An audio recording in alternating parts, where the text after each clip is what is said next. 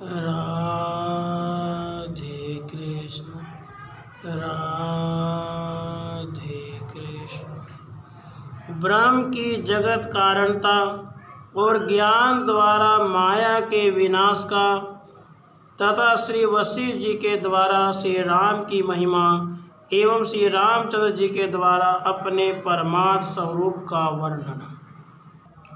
श्री वशिष्ठ जी कहते हैं, निष्पाप श्री राम, जिस प्रकार समुद्र में उठने वाली असंख्य तरंगों का मूल कारण जल ही है, उसी प्रकार जो नाना प्रकार के असंख्य ब्रह्मांडों की उत्पत्ति और धारण करने वाला चेतन है, वह तुम हो।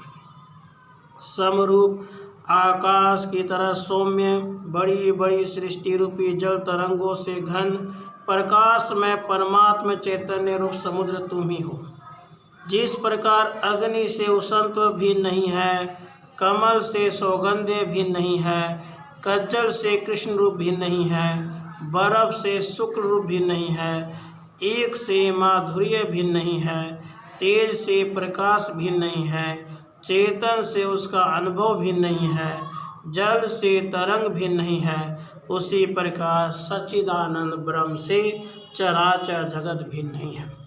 क्योंकि ब्रह्म ही सबका कारण है, इसलिए चेतन से उसका अनुभव भी नहीं है, अनुभव से अहम भी नहीं है, अहम से जीव भी नहीं है, जीव से मन भी नहीं है, मन से इंद्रिय भी नहीं है, इंद्रियों से देह भी नहीं है, देह से यह जड़ दृश्य जगत भी नहीं है, जगत से भिन्न अन्य कोई पदार्थ नहीं है।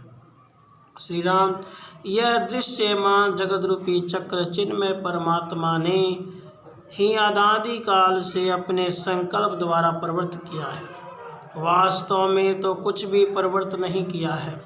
यथार्थ में तो यह सब कुछ विभाग रहित अनंत सच्चिदानंद रूप आकाश ही अपने आप में स्थित है, उसके सिवा दूसरा और कुछ भी नहीं है।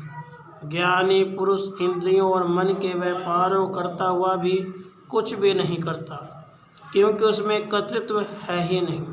श्री राम, तुम भीतर से आकाश की तरह निर्मल हो, बाहर से अपने वर्ण आश्रम अनुकूल आचरण करते हो, हर्ष और ईर्ष्या आदि विकारों में काष्ठ तथा लोष्ट के समान निर्विकार हो। जो तत्सन मारने के लिए उद्यत अत्यंत ही कठोर शत्रु है, उसे स्वाभाविक प्रियतम मित्र के रूप में जो देखता है, वही यथार्थ देखने वाला ज्ञानी महात्मा है। जिस प्रकार तटवर्ती वृक्ष को नदी वेग से मूल उच्छेदन पूर्वक उखाड़ कर फेंक देती है, उसी प्रकार जो महात्मा सौहार्द और ईर्ष्या को वेग से समूल उखाड़ कर फेंक देता है, वही हर्ष और ईर्ष्या रूपी दोषों का विनाश कर सकता है। जिस पुरुष के अंतःकरण में मैं करता हूँ ऐसा भाव नहीं है, तथा जिसकी बुद्धि सांसारिक पदार्थों में और कर्मों में लिप्त नहीं होती, वह पुरुष इन सब लोगों को मार कर भी वास्तव में न तो मारता है और न पाप से बनता है।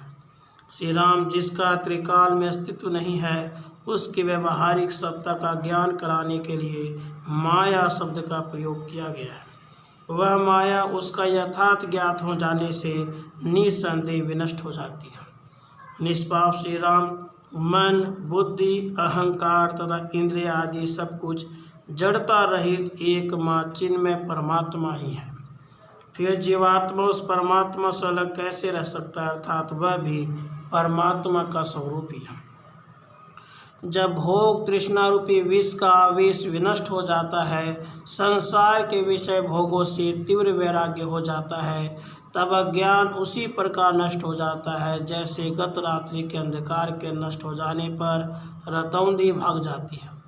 भली प्रकार से आलोचित अध्यात्म शास्त्र रूपी विचार से तृष्णा विष रूपी महामारी क्षीण हो जाती है। जैसे विस्तृत आकाश में अव्यक्त वायु स्थिर है, वैसे ही भावाभाव से रहित हुए तुम उस अत्यंत विस्तृत परम पद रूप अपने ब्रह्म स्वरूप में स्थिर हो।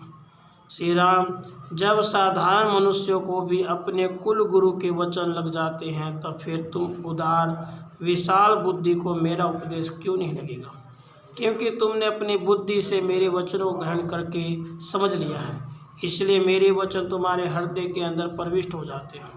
श्रेष्ठ महानुभाव श्री राम, मैं रघुकुल को उन्नत करने वाले तुम लोगों का सदा से कुल गुरु हूँ, इसलिए तुम मेरे द्वारा कहे गए सुवचनों को हृदय में हार की तरह धारण करो। श्री रामचंद्र जी ने कहा, भगवान, मैं केवल परम शांति का अनुभव कर रहा हूँ और परमानंद में स्वरूप में सुखपूर्वक स्थित हूँ। मुनि मुझे कोहरे से शून्य दिग्मंडल की भांति भली प्रकार प्रसन्न यह समस्त जगत वास्तविक सच्चिदानंद स्वरूप दिख रहा है।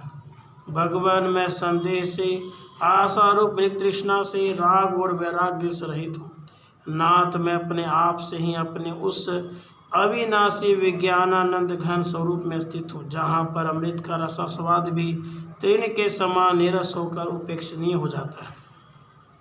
मैं अपने प्राकृत स्वरूप में स्थित हूँ, स्वस्थ हूँ, प्रसन्न हूँ। लोग जहाँ विश्राम करते हैं उस सुख का केंद्र स्वरूप मैं हूँ, इसलिए मैं वास्तविक राम हूँ। मैं अपने परमा स्वरूप को तथा आपको नमस्कार करता हूँ। शुद्ध आत्मा में अज्ञान आदि विकार कैसे आ सकते हैं? सदा शुद्ध आत्मा ही सर्वत्र विद्यमान है, सब कुछ आत्मा ही है। यह दूसरा है, यह दूसरा इत्यादि असत कल्पनाएं कैसे आ सकती है? राधे कृष्ण, राधे।